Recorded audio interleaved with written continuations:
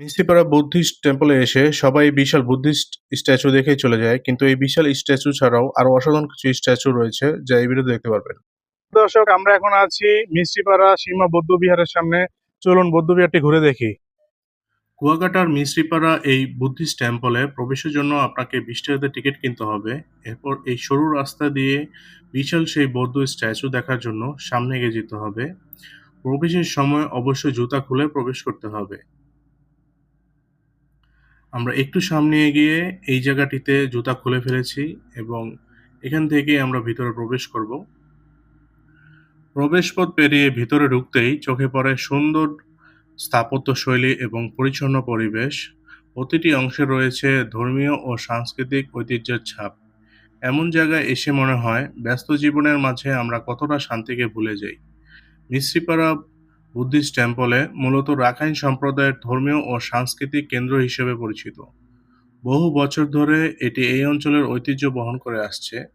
এখানে আসা শুধু একটি দর্শনীয় স্থান ঘুরে দেখা নয়, বরং একটি ভিন্ন সংস্কৃতি এবং জীবনধারার সাথে পরিচিত হওয়ার সুযোগ।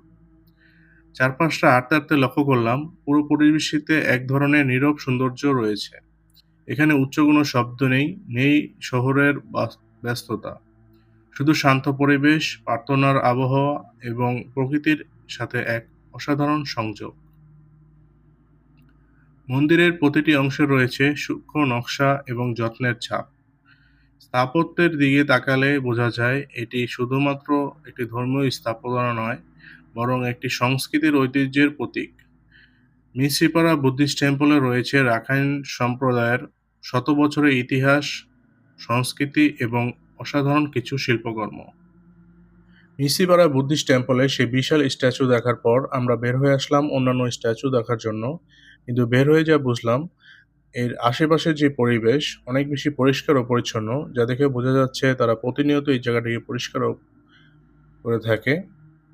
তো আমরা স্ট্যাচু দেখার জন্য আমরা সোজা সামনের গেট দিয়ে ঢুকে যাব। তো এই গেট থেকে পার হওয়ার আগে আমরা একটি প্রাচীন কুয়া দেখব, যেটি ডান পাশে রয়েছে এবং বাম পাশে একটি নতুন স্থাপনা তৈরি হচ্ছে। চলুন কুয়াটি একদম কাছ থেকে দেখে আসি। এই কুয়াটিতে আগে মিষ্টি পানি পাওয়া যেত। তো আমরা একদম কাছে যাচ্ছি কুয়াটিকে একদম ভালোভাবে দেখার জন্য। কুয়াটি দেখে মনে হচ্ছে একদম শুকিয়ে গেছে।